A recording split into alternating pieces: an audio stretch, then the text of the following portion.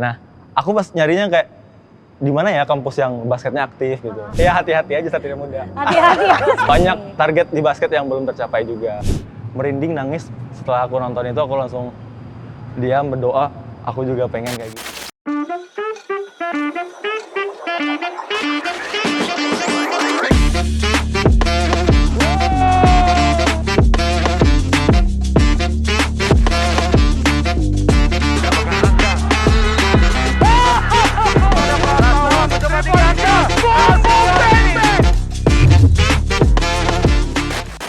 Syabul Amir. Wow. Penetrasi If. Tidak takut dia. Amir. Biasa betul sekali, Bu. Syabul Amir cepat sekali. And one. Di luar radar lah, di bawah radar gitu kan. 3 angka Syabul Amir. Syabul Amir.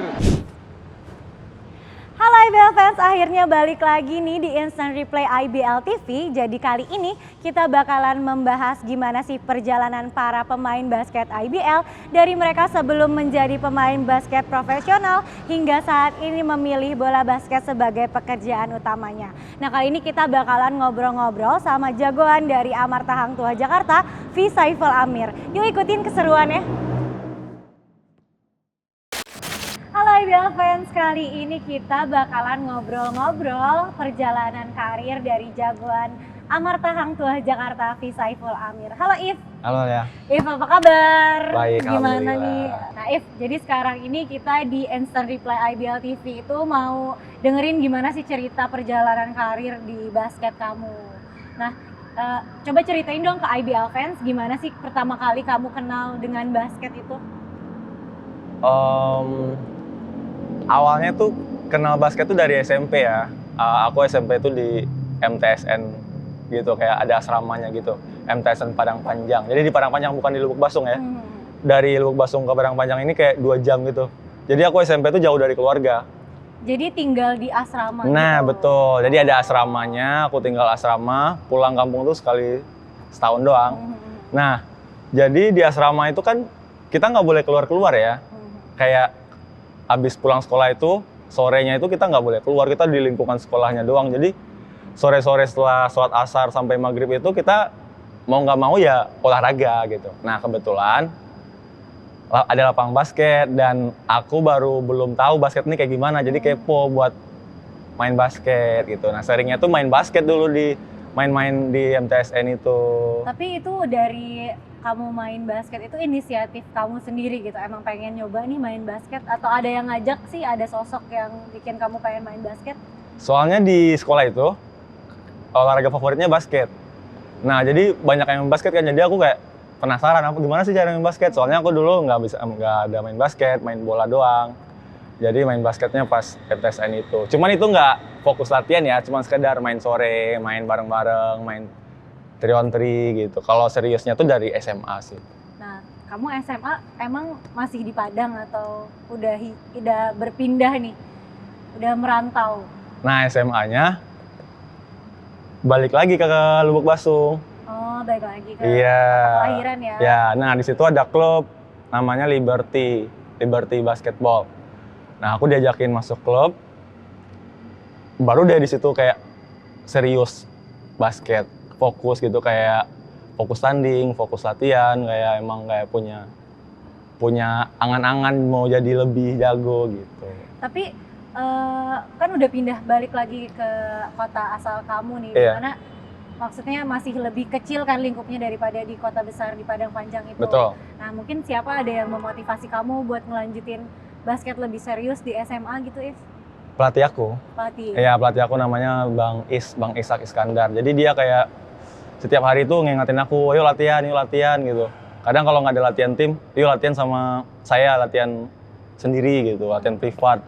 Dia kan megang, selain klub dia megang latihan sekolah-sekolah juga. Jadi saya ikut ke sekolah itu, saya ikut latihan sama dia, ke sekolah lain juga ikut sama dia gitu. Oh, jadi kemanapun dia ngelatih, kamu juga ikut latihan gitu? Betul. Oh, hebat banget, Iya. If. Terus sekarang sampai akhirnya kamu nyebur nih di dunia basket profesional. Apa sih yang menjadi keputusan kamu akhirnya memilih basket sebagai pekerjaan utama kamu? Sebenarnya nggak ada mikir jadi pekerjaan di basket ya. Akhirnya kan lulus SMA saya kuliahnya di Bandung, di Telkom. Terus di Telkom, untung Telkom ini ikut liga mahasiswa, ikut liga, ikut aktif lah di turnamen mahasiswa di liganya gitu. Jadi kayak saya makin fokus lagi di basket jadi.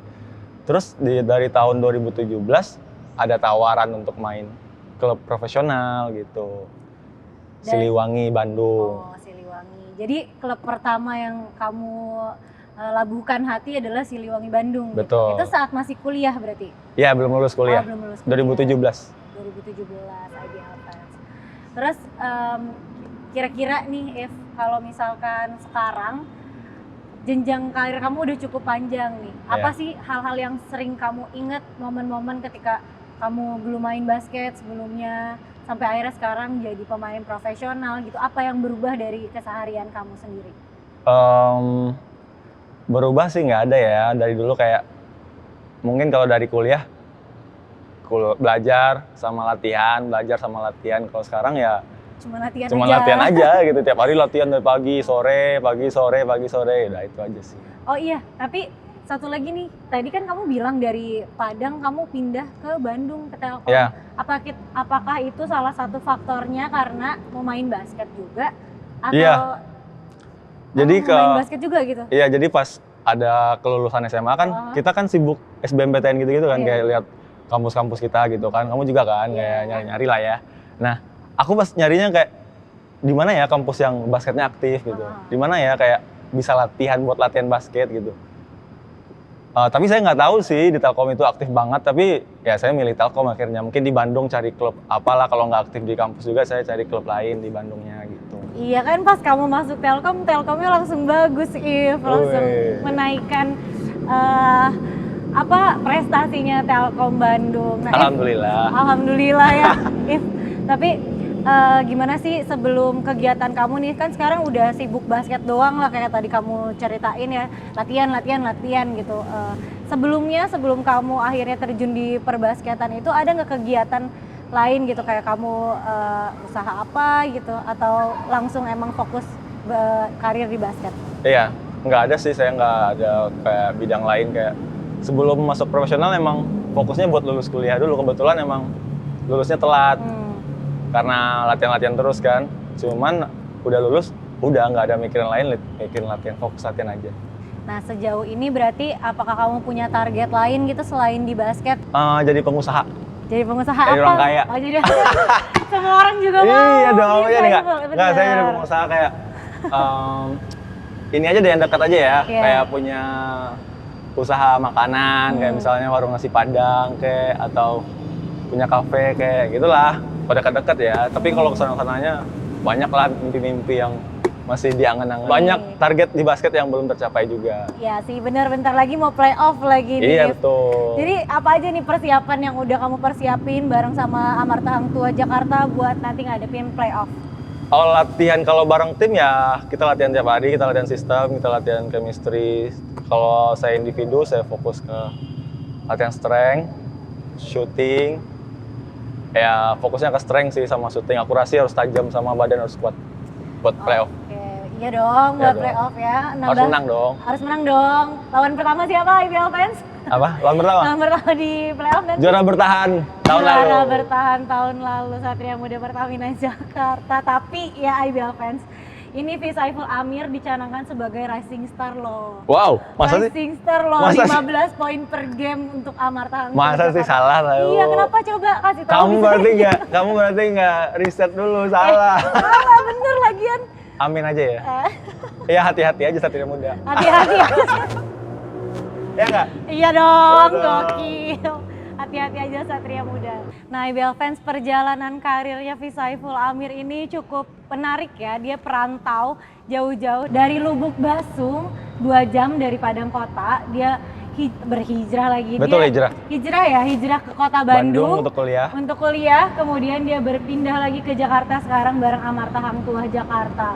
Nah, Untuk persiapan playoff sendiri nih buat kamu sendiri, kamu punya porsi latihan khusus nggak sih dari kepelatihan atau dari diri kamu sendiri?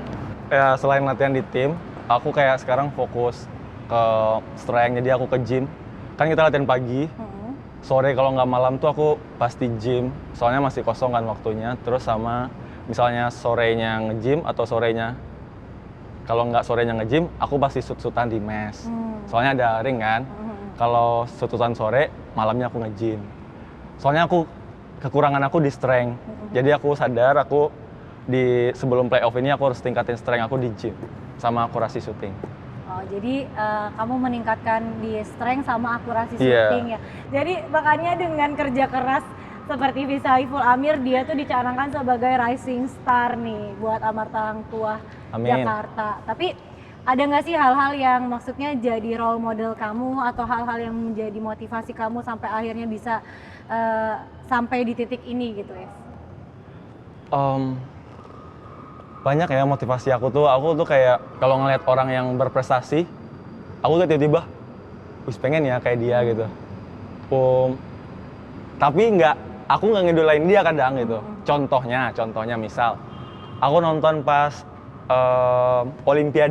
Olimpiade Tokyo ada ganda putri kita kayaknya emas pas itu kan, Gracia Napoli itu.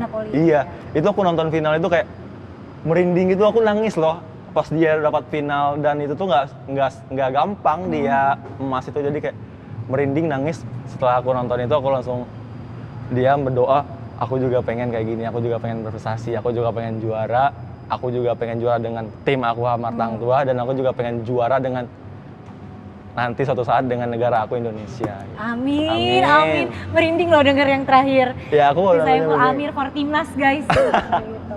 Tapi emang iya sih, maksudnya itu jadi sebagai atlet itu jadi kebanggaan tersendiri juga ya. Kita bisa membanggakan kota kita, daerah kita, gitu, tim kita yang kita bela pada saat itu. Peran keluarga, peran orang tua di karir kamu ini itu seperti apa sih? Ya pasti keluarga itu yang paling pertama ya, yang berperan untuk karir aku. Contohnya tuh keluarga aku, mama aku kayak dari dulu melepas aku, terserah aku, kamu mau apa gitu, kamu mau fokus di mana, aku fokus di basket, ya udah, dia nggak ada ngatur-ngatur kayak jangan basket ya, kamu fokus belajar ya, kamu fokus ini enggak, dia percaya sama aku bisa berprestasi di bidang ini kalau aku serius gitu. Jadi kayak dia percaya sama aku, dia support aku setiap tanding aku minta doa, dia doain, dia selalu sosial media aktif gitu, minta doa teman-temannya. Ya aku kayak sampai shock.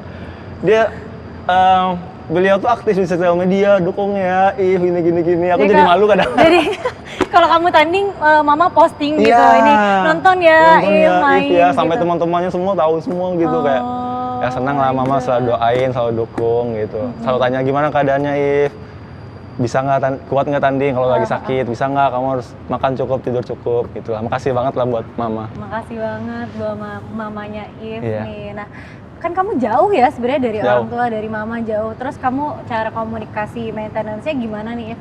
Mama di Padang berarti? Di Lubuk Basung. Di Lubuk Basung ya? Ya kita video call, teleponan. Ya bisa setiap hari teleponan lah, gimana kabar, ngapain tadi gitu-gitu.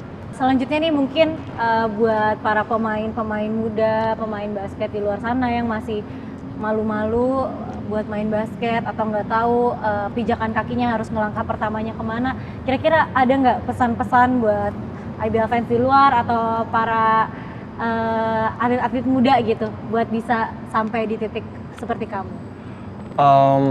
Buat atlet-atlet muda kali ya, buat yang masih umur-umur 15, 13 atau masih kecil lah, buat emang punya mimpi di basket itu kayak kalau emang pengen punya mimpi di basket, emang punya berprestasi, jangan sia-siain waktunya gitu. Kalian masih muda, belum sampai umur yang ada nanti golden age-nya, sebelum umur emas itu kalian harus manfaatin waktunya buat kerja keras gitu.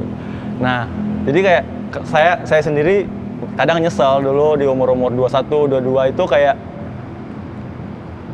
nggak kerja kerasnya kurang gitu, saya nyesel. Nah, kalian yang di umur masih muda itu kerja keras banget sebelum umur-umur 27 sebelum umur 26 28 soalnya di umur itu golden age kita jadi kayak performa yang paling bagus kita tuh di umur itu jadi kayak yang pemain muda tetap kerja keras terus kerja kerasnya tuh yang latihannya yang bagus tanya pelatihnya belajar dari internet belajar dari YouTube jadi kayak latihannya ya nggak sia-sia gitu.